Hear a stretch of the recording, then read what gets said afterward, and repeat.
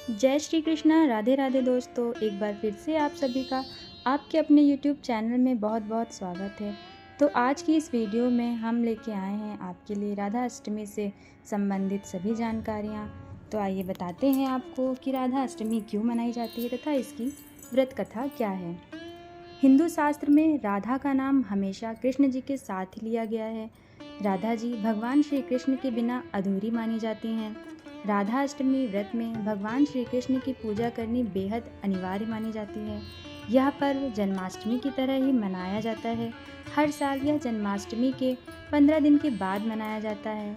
हिंदू पंचांग के अनुसार यह पर्व भाद्रपद मास के शुक्ल पक्ष की अष्टमी तिथि को मनाई जाती है। तो फ्रेंड्स, इस साल यह 11 सितंबर दिन बुधवार को मनाई जाएगी। मान्यताओं के अनुसार जो व्यक्ति इस व्रत को श्रद्धा के साथ करता है उसके ऊपर भगवान श्री कृष्ण का आशीर्वाद सदा बना रहता है।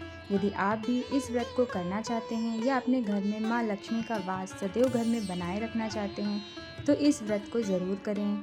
यहाँ हम इस व्रत से संबंधित आपको कथा बताते हैं। हिंदू धर्म में राधा अष्टमी से संबंधित अनेक कथाएं प्रचलित हैं।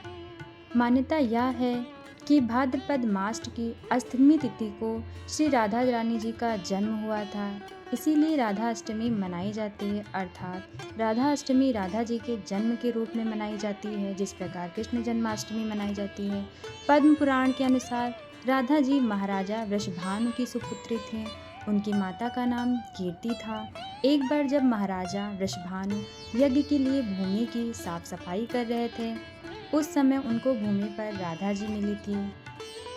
ऐसी कथा भी मिलती है कि जब भगवान विष्णु ने कृष्ण अवतार में जन्म लिया तो उनकी पत्नी लक्ष्मी जी राधा के रूप में पृथ्वी पर प्रकट हुई थी। ब्रह्मवैवर्त पुराण के अनुसार राधा जी श्री कृष्ण की सखी थी और उनका विवाह रापाण नामक व्यक्ति के साथ संपन्न हुआ था।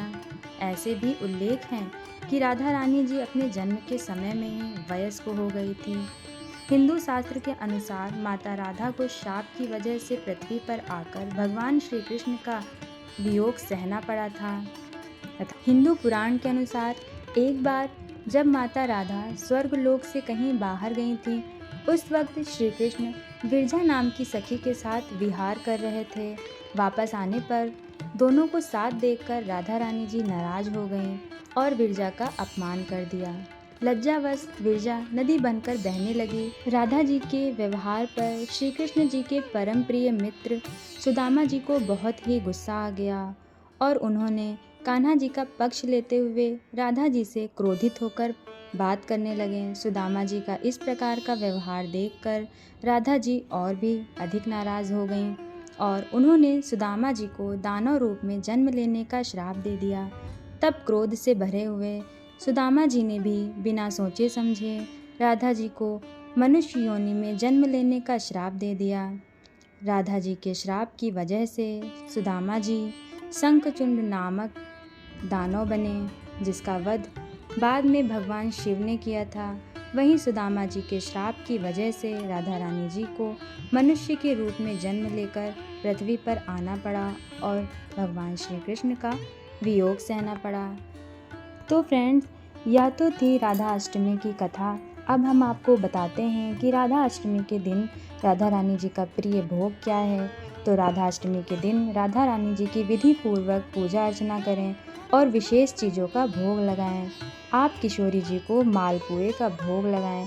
मान्यता है कि पूजा की थाली में मालपुए शामिल करने से घर में सुख समृद्धि का आगमन होता है और गृह कलेश की समस्या से भी मुक्ति मिलती है। इसके अलावा राधा रानी के भोग में रबड़ी और फल भी शामिल कर सकते हैं। जिस प्रकार आप घर में पूजा करते हैं, पुष्प माला आदि अर्पित करके राधा रानी जी की पूजा करें। राधा रानी जी के साथ ही श्री कृष्ण भगवान की भी पूजा करें, क्योंकि राधा रानी कृष्ण भगवान के बिना और कृष्ण जी राधा रानी के बिना अधूरे हैं। तो इस प्रकार आज की वीडियो में हमने आपको संपूर्ण जानकारी दी। इसी प्रकार वीडियोस को से जुड़े रहने के लिए चैनल को सब्सक्राइब करें, वीडियो को लाइक करें और कमेंट करना ना भूलें। राधे राधे।